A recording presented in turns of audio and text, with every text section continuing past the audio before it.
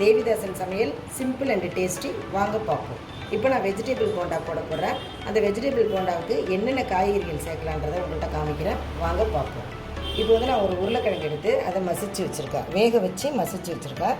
அடுத்து ஒரு கேரட் எடுத்திருக்கேன், நமக்கு தேவையான அளவு கோஸ் எடுத்திருக்கேன், பீன்ஸ் எடுத்திருக்கேன், பீட்ரூட் எடுத்திருக்கேன், பச்சை மிளகாய், இது வந்து கேப்சிகம் அதாவது குடை மிளகாய் எடுத்திருக்கேன். ஸோ வந்து லெமன்லேயே வந்து ஆஃபில் ஒரு கால் தான் எடுத்திருக்கேன், ஏன்னா இதில் ரொம்ப லெமன் போடக்கூடாது. ஒரு 2 பல் பூண்டு எடுத்து அதை வந்து நம்ம நசுக்கி வச்சுருக்கேன். ஸோ நம்ம வந்து இப்போ பச்சையாக கொடுத்தா காய்கறிலாம் பசங்க சாப்பிடாது, அதனால இது வந்து நம்ம ஒரு போண்டாவை போட்டு கொடுத்தா சாப்பிடுங்க. வாங்க பார்ப்போம். இப்போ நம்ம ஒரு வானல் வச்சுக்கலாம், அதில் ஒரு 2 ஸ்பூன் எண்ணெய் விட்டுக்கலாம். ஏன்னா நம்ம வந்து அந்த காயெல்லாம் வதக்கிக்கணும். எண்ணெய் சூடான பிறகு நம்ம வெங்காயம் கொட்டிக்கலாம். வெங்காயத்தை நான் வந்து காமிக்கல, ஸோ வெங்காயம் வந்து தேவை அதை போட்டேன். அடுத்து பாருங்கள், ரொம்ப பூண்டு போடக்கூடாது, அது ஒரு ஃப்ளேவருக்காக தான். ஒரு சின்ன 2 பல் பூண்டு எடுத்து அதை நான் நசுக்கி வச்சுருக்கேன்.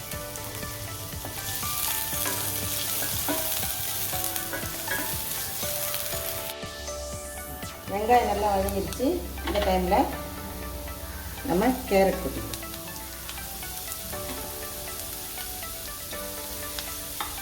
கேரட், பீன்ஸ் கொட்டலாம்,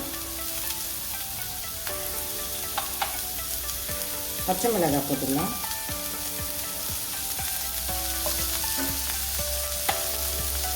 கேப்சிகம் போட்டுக்கலாம், அதாவது குடை மிளகாய்,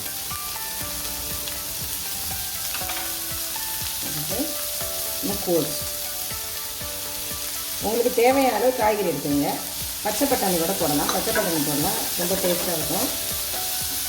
அடுத்து பாருங்கள், பீட்ரூட்டை நம்ம கொஞ்சம் லாஸ்ட்டாக, ஏன்னா இது வந்து இந்த காய்கறியோட சேரும்போது கலர் கொடுக்கும், அதனால் இது கொஞ்சம் வதங்கின பிறகு நம்ம பீட்ரூட் போடலாம். இப்போ இது கொஞ்சம் வெந்துருச்சு. அந்த டைமில் நம்ம பீட்ரூட் போட்டுக்கலாம்.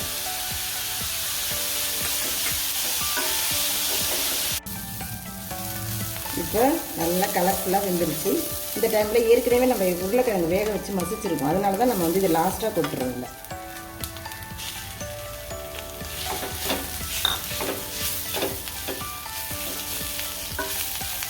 இதுக்கு தேவையான அளவு நம்ம சால்ட் போடுறோம்.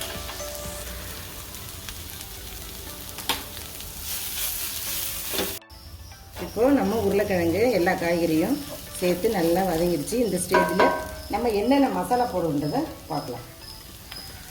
ஒரு 1/4 டீஸ்பூன் கரம் மசாலா, ஒரு 1/4 டீஸ்பூன் சீரகத்தூள், ஏற்கனவே பச்சை மிளகாய் போட்டிருக்கோம், அதனால் ஒரு 1/2 டீஸ்பூன் மிளகாய்த்தூள், வெறும் மிளகாய்த்தூள் போட்டுங்க. அடுத்து ஒரு 1/4 டீஸ்பூன் மஞ்சள்தூள்,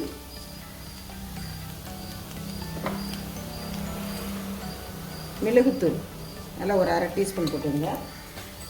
அப்புறம் அதுக்கு தேவையான அளவு பெருங்காயத்தூள். அவ்வளோதான்.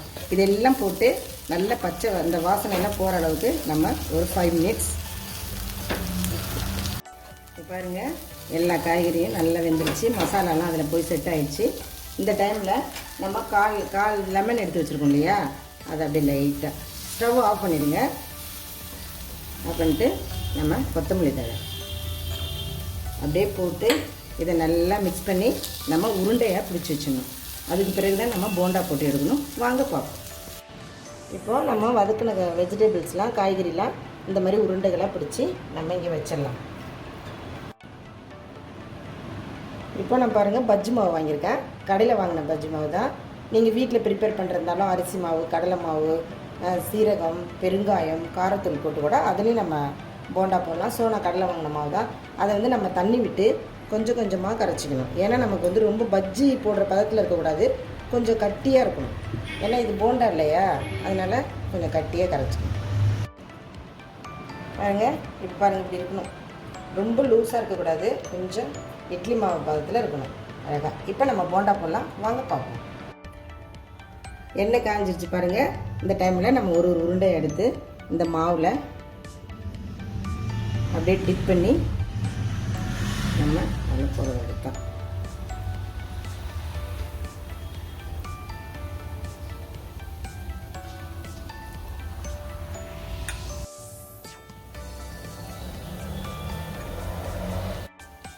பாருங்கள், வெஜிடபிள் போண்டா சூப்பராக வெந்துருச்சு. நம்ம இதை எடுத்துடலாம். வாங்க பார்ப்போம். சூப்பரான சுவையான அருமையான வெஜிடபிள் போண்டா ரெடி ஆகிடுச்சு. நீங்களும் இந்த மாதிரி வீட்டில் செஞ்சு பாருங்கள். லைக் பண்ணுங்கள், கமெண்ட் பண்ணுங்கள், சப்ஸ்கிரைப் பண்ணுங்கள்.